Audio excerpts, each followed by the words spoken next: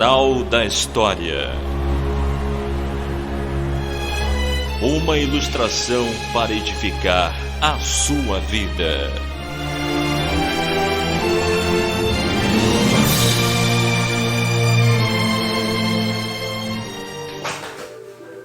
Olá amigos, olá amigas, quem vos fala é o Diácono Barreto da Igreja Cristã de Nova Vida de Magé. E conforme prometido, todas as sextas-feiras estaríamos trazendo para você um quadro que nós fazíamos no nosso tempo de rádio, é o quadro Moral da História. E a moral da história de hoje conta a história de um náufrago.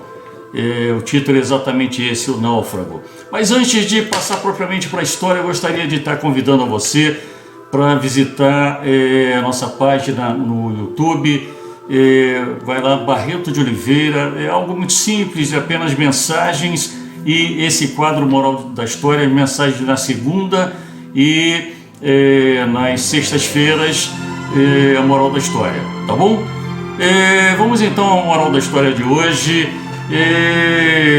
Havia um missionário que estava fazendo uma viagem de navio de Nova York para Londres, na Inglaterra, e fatalmente esse navio foi acometido por uma tempestade e o navio veio a pique e afundou. Aquele náufrago, né, aquele missionário, ele se agarrou em alguns destroços, melhor dizendo, do navio, e ele, durante um dia inteiro e durante uma noite, ele ficou à deriva no meio do oceano, sem saber o que iria acontecer com ele, com sede, com fome. Mas a maré o levou para uma pequena ilha. Quando ele se viu, ele estava na areia já de uma pequena ilha. Então ele começou a explorar aquela ilha com a pouca força que ele ainda tinha. Ele procurou uma fonte de água, achou uma pequena cachoeira, saciou a sua sede. Então ele começou a buscar alimentação e viu algumas bananeiras e viu que havia um cacho maduro, saciou a sua fome. E então ele subiu ao ponto mais alto daquela ilha, buscando saber se havia algum outro habitante naquela ilha ali. Se tinha alguma aldeia, se tinha qualquer forma de vida ali, de vida humana, mas ele ficou desesperado quando ele observou que só existia ele naquela ilha. Ele começou a buscar a Deus, orar a Deus: Senhor, tem misericórdia de mim, Senhor, tem misericórdia da minha vida. Então ele começou a sentir um frio gelado do início daquela noite. A noite começava a cair de uma forma muito gelada naquela ilha. Então ele se abrigou, né, cortou matos, cortou algumas plantas e colocou no seu corpo, e ali ele passou a noite. No dia seguinte, pela manhã, ele pegou os destroços daquele navio e construiu para ele uma cabana. Construiu uma cabana com galhos, com folhas, e ele cobriu aquela cabana para que pudesse estar passando a noite ali um pouco mais abrigado daquele frio gelado que cobria aquela ilha. Mas toda hora ele orava, pedia a Deus: Senhor, tem misericórdia, Senhor, tem misericórdia.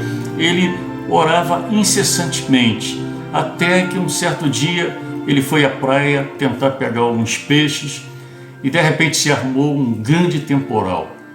Aquele temporal se armou e ele viu que a chuva forte iria cair e tentou correr para o seu abrigo, tentou correr para a sua cabana que ele construíra com os destroços daquele navio. E qual foi a sua surpresa? Quando estava indo em direção, um raio caiu sobre a sua cabana, pois ela estava na parte mais alta da ilha, e começou tudo a pegar fogo. Então ele começa a se desesperar, então ele começa a se revoltar contra Deus. Ele começa a falar: Senhor, o Senhor não me ouve, Senhor, eu oro o dia inteiro, o Senhor não tem ouvido a minha súplica, Senhor, O que está acontecendo? Será que seus ouvidos estão surdos para ouvir a minha oração? Será o que está acontecendo, Senhor? Será que eu não sou merecedor da sua misericórdia? Então ele deitou na areia da praia e naquele desespero ele começou a chorar, ele começou a se lamentar, ele começou a reclamar da vida e dizer que Deus não o ouvia. Quando de repente ele pegou no sono, naquele choro ele pegou no sono e a noite caiu.